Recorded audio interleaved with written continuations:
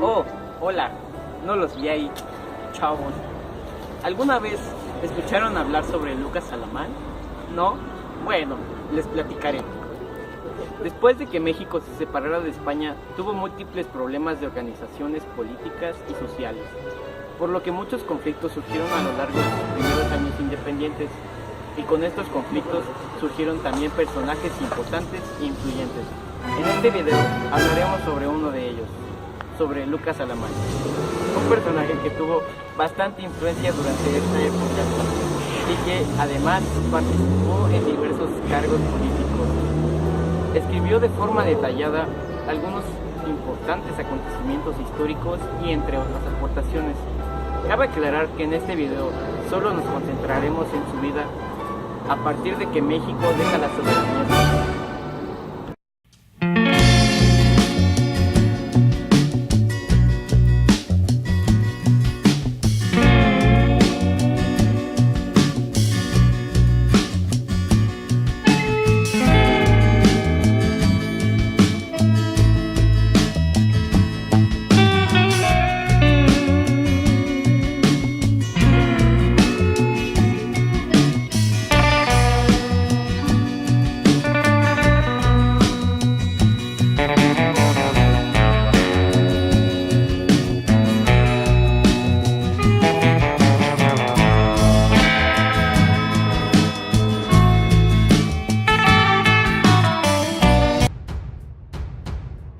Lucas Alamán, cuyo nombre completo era Lucas Ignacio José Joaquín Pedro de Alcántara, Juan Bautista Francisco de Paula Alamán y Escalada, fue un político, historiador, escritor y naturalista conservador de sangre mexicana e irlandesa, nacido el día 18 de octubre de 1792 en Guanajuato, en el año de 1822. Después de fundar la Compañía Unida de Minas en Europa y haber sido diputado de las Cortes en España, regresó a México, siendo uno de los hombres más estudiosos y preparados de su país.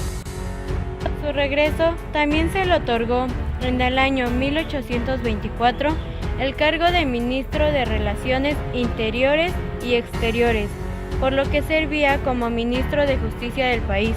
Esto hasta el año de 1829, durante el mandato de Guadalupe Victoria.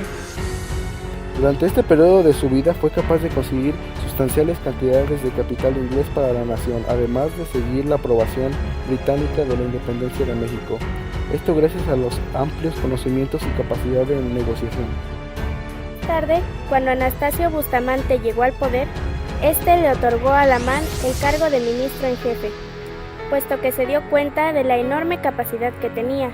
Es más, fue el mismo Alamán uno de los conservadores que ayudó a Bustamante a instaurarse en el poder por medio del Plan de Jalapa, un pronunciamiento realizado el día 4 de diciembre de 1829 por el Ejército de Reserva, el cual tenía como principal objetivo remover al general insurgente Vicente Guerrero del poder y así establecer un régimen conservador.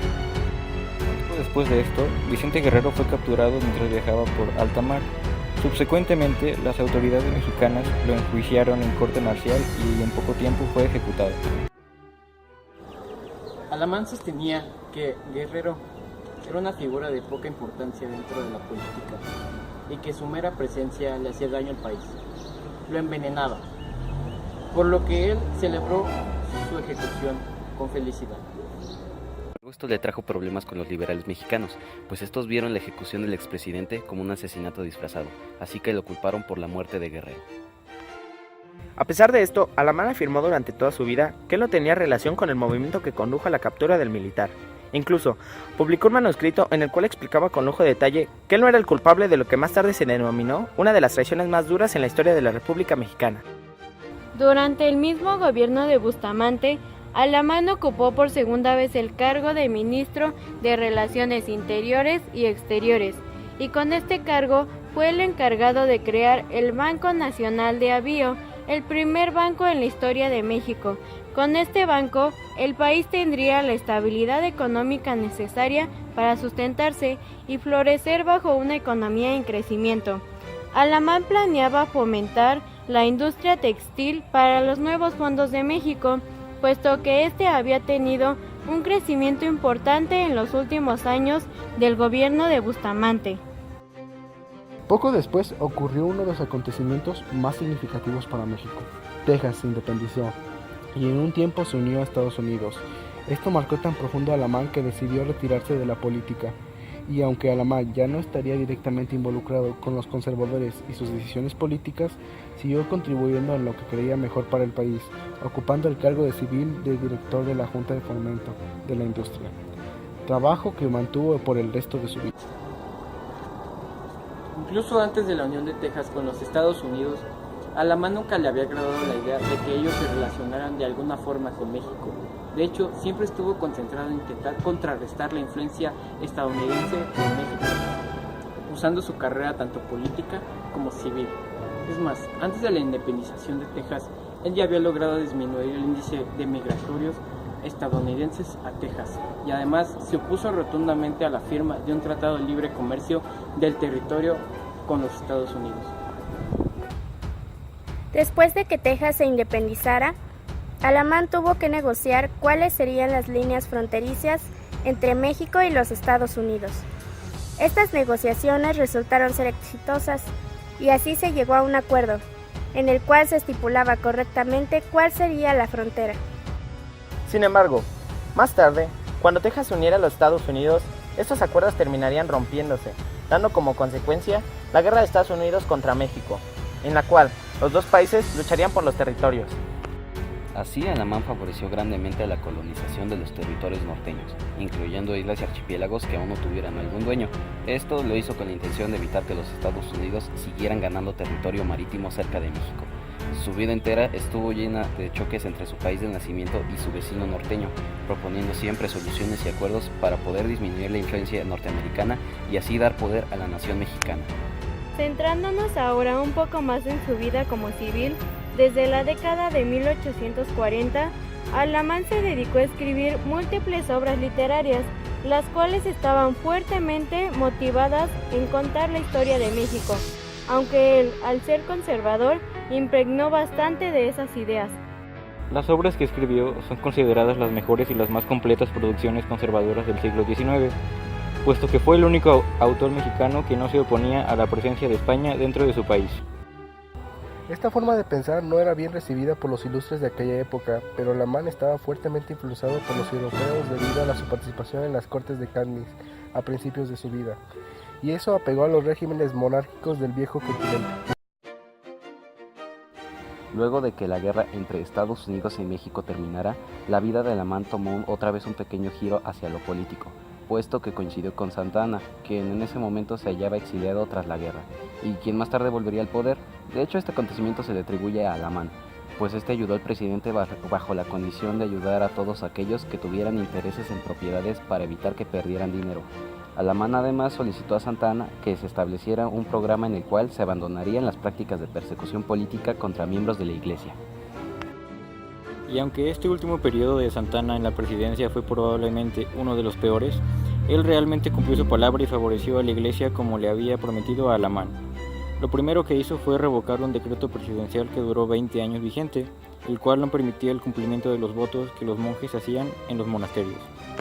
Además de esto, Santa Anna también permitió el regreso de los jesuitas a México, los cuales habían sido expulsados por la soberanía española casi un siglo antes. Los jesuitas volvieron con la condición de que educarían a las clases sociales más pobres y menos preparadas. Santa Anna también les devolvió los territorios que anteriormente les habían quitado la corona española. Con el nuevo gobierno de Santa Anna, también vino el otorgamiento a Alamán del cargo que ya había ocupado 2 veces antes, el cargo de ministro de Relaciones Interiores y Exteriores. Sin embargo, Alamán sufrió de una fuerte neumonía y falleció 3 meses después de la vuelta al poder de Santa Anna, esto el día 2 de junio de 1853. Sin embargo, ahí no terminó su legado, puesto que dejó tras de él múltiples obras reconocidas, las cuales dieron grandes aportes a la historia del país y dejaron ver las ideas progresistas que él promulgaba. De hecho, sus obras pueden considerarse como el único aspecto de su vida entera en el cual no mostraba una postura conservadora. Las ideas que plasmaba el ámbito tecnológico y también político eran consideradas progresistas, e incluso algunas veces utópicas. Considerado lo joven que era el nuevo país, a pesar de sus ideas eran aceptables y Alamán pudo verlo, pues la mayoría de estas las creó como consecuencia de los estudios de Europa. Algunas de sus obras más destacables son, por ejemplo, la fundación del Partido Conservador Mexicano, en la cual Alamán, junto con otros políticos, se encargó de llevar las ideas conservadoras a México por primera vez. La creación del Museo de Historia Natural, que Alamán fundó con el objetivo de promulgar el conocimiento y la pasión por la naturaleza. También la fundación del Archivo General de México, el cual ha sido altamente relevante para los historiadores, pues fue la clave para entender el proceso político que conllevó a la formación de la República Mexicana.